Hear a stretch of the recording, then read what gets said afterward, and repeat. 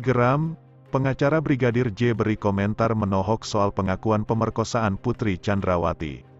Namun sebelum kita bahas, mohon dukung channel ini dengan menekan tombol subscribe, agar kami lebih bersemangat menyajikan berita terupdate setiap harinya.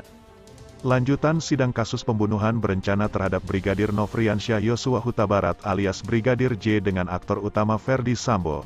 Muncul kembali narasi pelecehan. Pengacara Brigadir J beri komentar menohok soal pengakuan pemerkosaan Putri Chandrawati, Rabu, tanggal 14 Desember tahun 2022.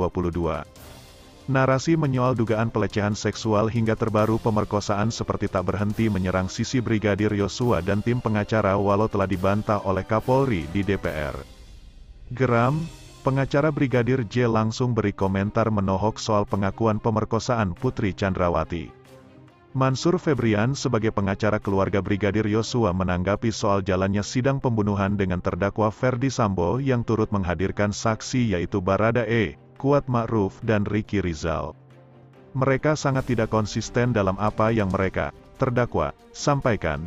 Mereka juga pernah meminta maaf pada orang tua almarhum, klien kami. Namun berjalannya persidangan hal tersebut dibantah oleh mereka, seolah-olah mereka tetap merasa tidak bersalah. Dan tuduhan ataupun victim profiling anak dari klien kami itu terus digaung sampai hari ini. Dugaan pelecehan yang awalnya sudah gagal total di Duren 3, kemudian dilanjutkan yang lebih mengerikan adalah dugaan pemerkosaan, ujarnya yang dikutip dari tayangan Apa Kabar Indonesia Malam, pada Selasa tanggal 13 Desember tahun 2022. Mansur Febrian mengatakan selaku tim kuasa hukum keluarga Brigadir Yosua, bersikeras jika memang betul itu terjadi, meminta pembuktian dan beri komentar menohok atas pengakuan dari Putri Chandrawati. Buktikan, karena hukum ini harus berdasarkan alat bukti, bukan berdasarkan pengakuan semata. Apa bukti konkret yang dimiliki oleh Bu PC? Apakah ada visum? Ujarnya. Mansur Febrian yang menjadi tim kuasa hukum pengacara Brigadir J yang diketuai oleh Kamarudin Simanjuntak menuturkan bahwa hukum ini semakin ambigu dan melihat itu semua semakin rumit. Kok begitu rumit ketika sang jenderal ataupun petinggi ini melakukan sebuah tindak pidana? Karena ini masih proses pembuktian dalam peradilan, katanya. Kami juga tidak ingin membuat justifikasi mereka melakukan hal tersebut, karena esensinya sebuah peradilan ini adalah pembuktian dan klimaksnya adalah putusan majelis hakim, ungkapnya.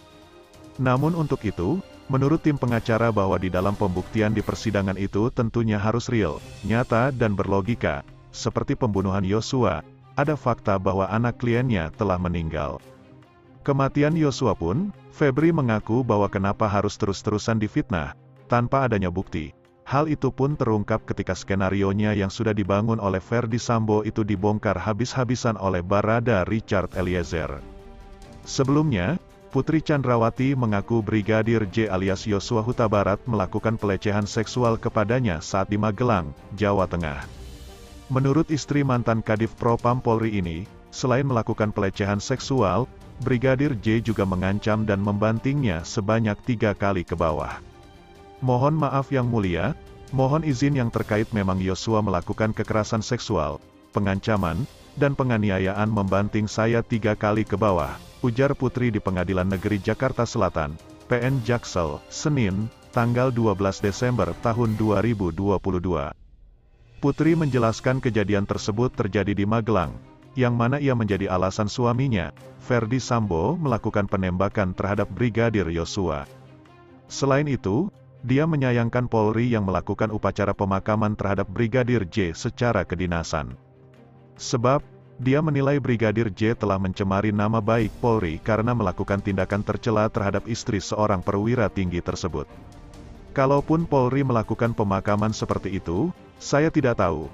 Mungkin bisa ditanyakan ke institusi Polri kenapa bisa memberikan penghargaan kepada orang yang telah melakukan pemerkosaan, penganiayaan serta pengancaman kepada saya selaku bayangkari, imbuhnya. Nah, gimana menurut kalian?